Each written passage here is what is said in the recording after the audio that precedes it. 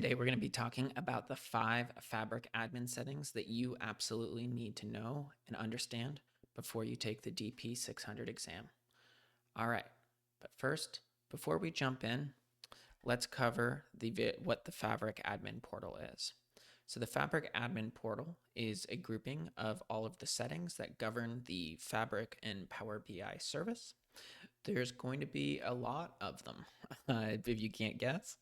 And if you want to find out more about what any of these settings do, you can go to this link right here, which I'll drop down in the description, and you can read about them and what they do. I would encourage you to do that and go read through them. All right, so now let's jump into the Power BI service. All right, so I am currently operating under a Microsoft Fabric trial, which if you Google, you can sign up for one with no credit card.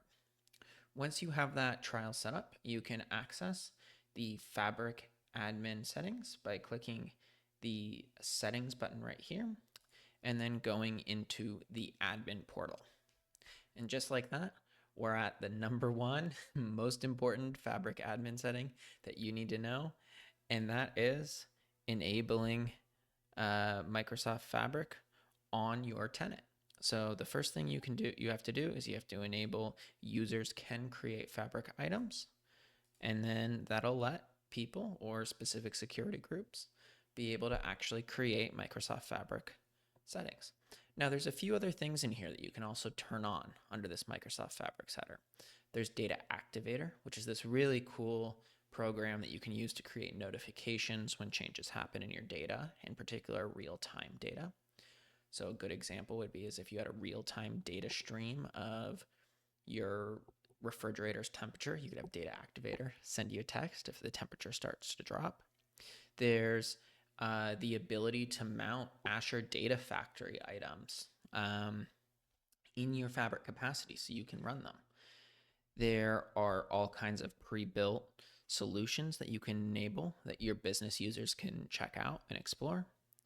There are workflows, which you can set up and create and use to diagram. There's an API for GraphQL. Users can create real-time dashboards within your Fabric capacity. And then finally, there is a few other things that are in here, but probably the one that I am most excited for, which is that you can create a mirrored Azure Databricks catalog, allowing you to access your Azure Databricks objects within your Fabric tenant. All right, so that's setting number one. What is setting number two? Setting number two is all about version control, in particular, Git integration. So what is version control? Version control is a way of tracking the changes to your code in a way that is iterative and allows for collaboration. If you're interested in what Git is, there's plenty of other videos in it. But in this setting, you can enable a few different things. So first of all, in this setting right here, you can enable users to sync their items to GitHub, so actually use it. You can control whether or not they can push it to a GitHub code repository outside of your geographic location. You can also control things around sensitivity labels, which is very important and something that's on the DP600. So if you mark something as sensitive, you can control if they can export it out of Fabric. And then finally, you can control what items people can actually sync. So into their GitHub repositories. All right, moving on. The third most important setting is the information security settings. So I am going to search here, and here we have it under tenant settings. And by the way, there's so many settings in here. You have to use the search bar, and this search bar is super useful. So under this information protection, you have a ton of settings here that allow you to control your sensitive data and where it goes. So first of all, you can mandate or allow people to apply sensitivity labels to their data.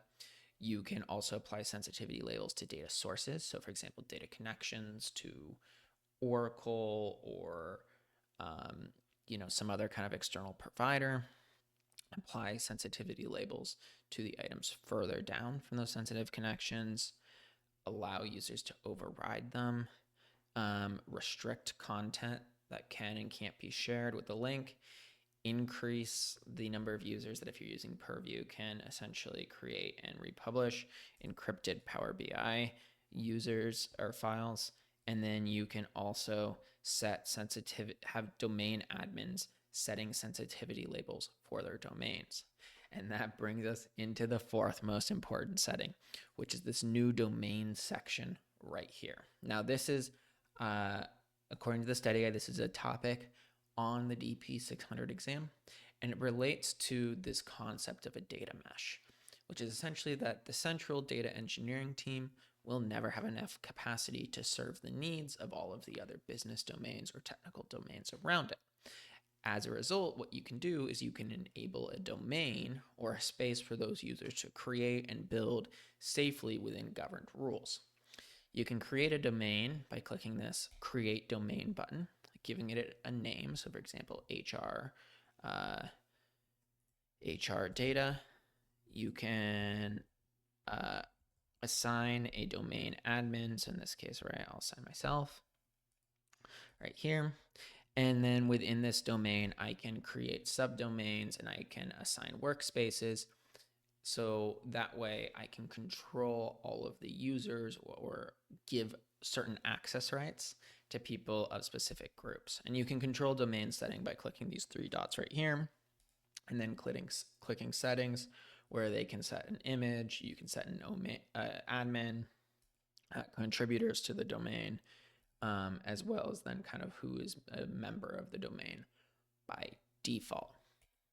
All right, you ready? This is our fifth most important setting, and it is a doozy, and that is our capacity settings. So this is where you can control the technical aspects of your capacity.